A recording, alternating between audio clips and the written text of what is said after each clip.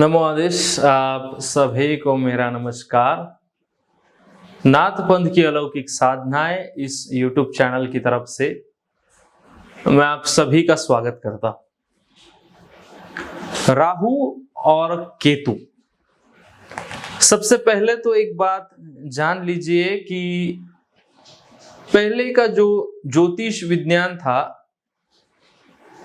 उसमें राहु और केतु के लिए कोई ऐसे विशेष कुछ नहीं था, क्योंकि हर घर में क्या होता था, कुल देवता जो कुल स्वामिनी है, कुल दैवत है, उनकी पूजा होती थी, आराधना होती थी, उपासना होती थी।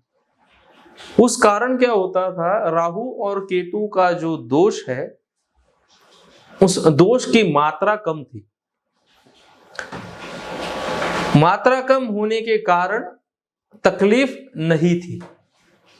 जैसे जैसे कुल देवता, कुल स्वामिनी, कुल देवी आराधना कम होती गई, राहु और केतु की तकलीफ बढ़ती गई। राहु और केतु की उत्पत्ति कैसे हुई? जब सूर्य और चंद्रमा द्वारा शिकायत करने पर भगवान विष्णु जी ने अपने सुदर्शन चक्र से राक्षस का जो धड़ है वो सिर से अलग कर दिया, और फलस्वरूप केतु ये धड़ हो गया और राहु जो है वो सिर कहलाया। घोर तपस्या करने के बाद ब्रह्मा जी ने इन्हें आकाश मंडल में जगह दे दी। शास्त्रोक्त पुराण ऐसा कहता है कि राहु दैत्यराज हिरण्यकश्यप की पुत्री सिंहिका का पुत्र माना जाता है।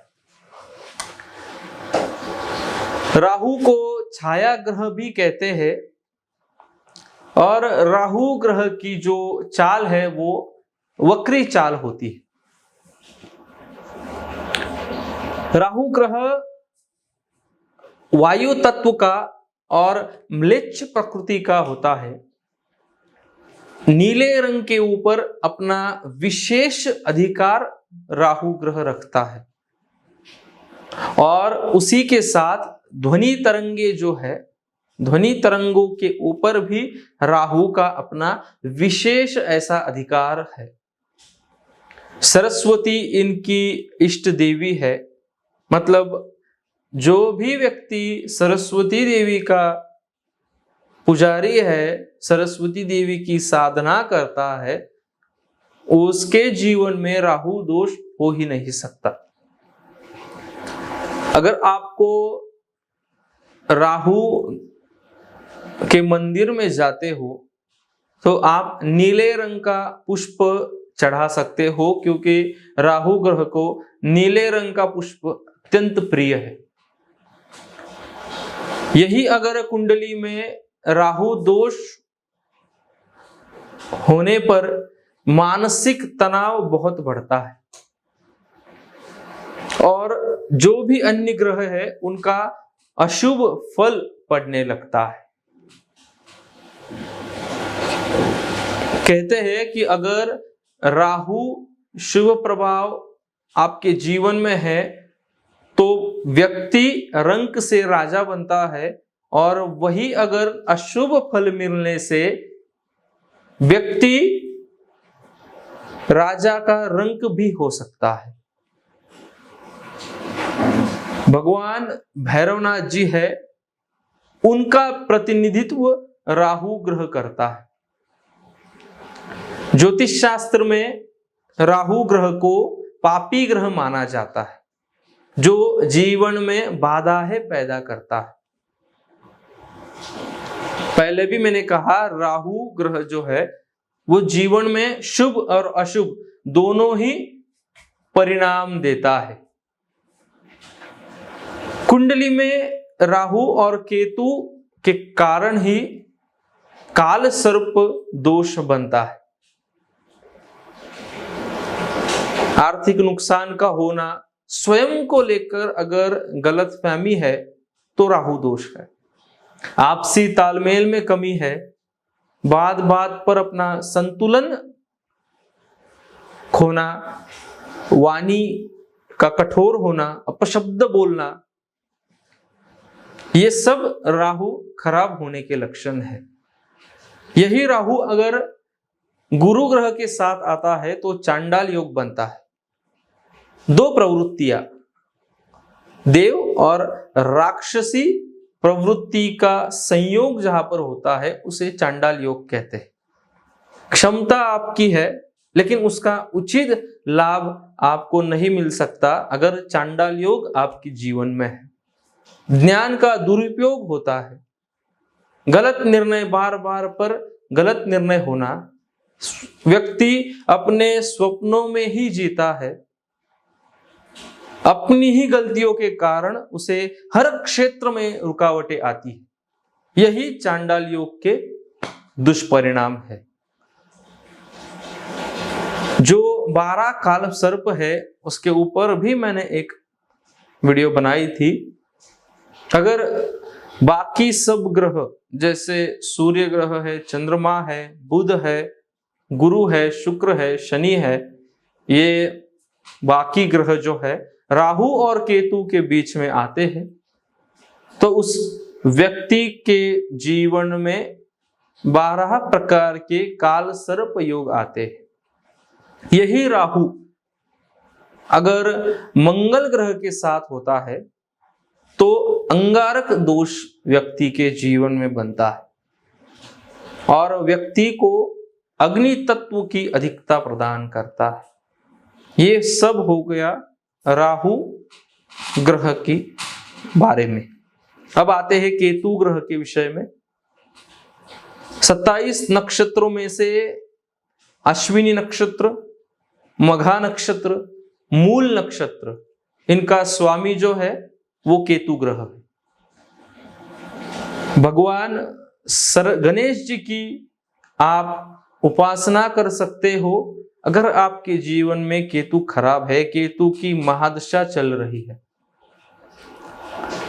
अपने ही पुरखों का मजाक उड़ाना, अच्छे से श्राद्ध कर्म नहीं करना, ये सब केतु खराब करने के लक्षण है।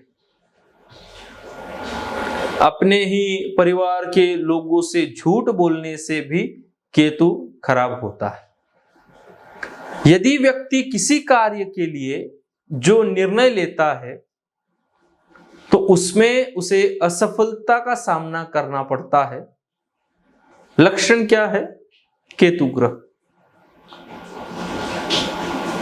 केतु कमजोर होने पर व्यक्ति के पैरों में कमजोरी आती है। पैरों के जो रोग है उनका कारण केतु ग्रह है। ये एक दोष हो गया केतु ग्रह का। लेकिन उसके साथ ही देखा जाए तो केतु ग्रह एक ऐसी जीवन शक्ति का द्योतक है जो जीवन से भरपूर होते हुए भी अपने अभिव्यक्ति के लिए उसको मार्ग नहीं मिलता, उस मार्ग को वो व्यक्ति नहीं जान सकता और उस मार्ग को जानने के लिए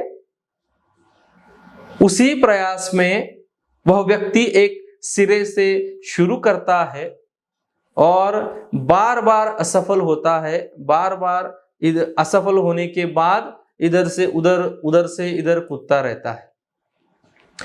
इसी प्रयास में हार कर अपने को घायल, विफल, दुखी, एकांत तथा परम हताश ऐसा पाता है। क्या करे क्या ना करे, ऐसी विवंचना, ऐसी निराशाजनक परिस्थिति उस व्यक्ति के जीवन में आती है और वह पुनः साहस पूर्वक नए प्रयास में लग जाता है। यह भी लक्षण है केतु ग्रह के। किंतु ज्ञान, दिशा और समझ के अभाव में पराजय एवं हताशता का यह खेल उस व्यक्ति के जीवन में चलता रहता है।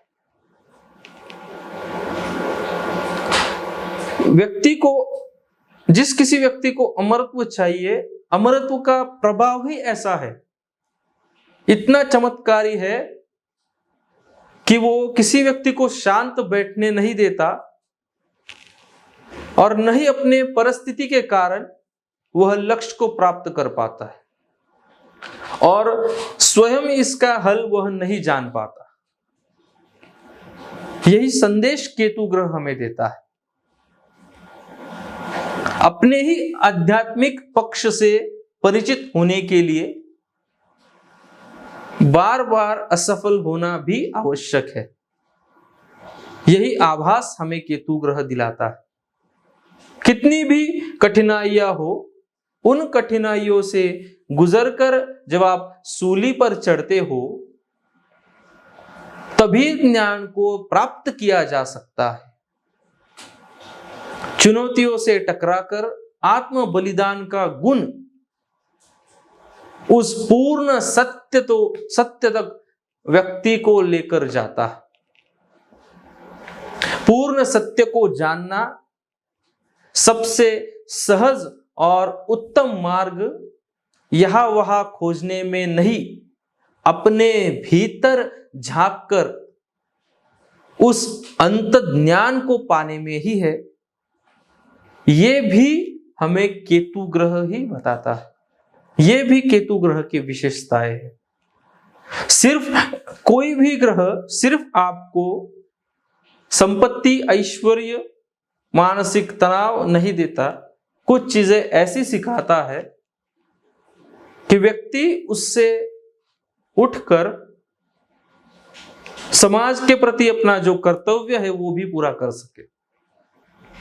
अगर आपके जीवन में राहु और केतु के विषय में महादशा चल रही है, अशुभ फल है, मानसिक तनाव है, जो भी शाबर मंत्र डिस्क्रिप्शन में दिए हैं, अब उसका जाप करिए।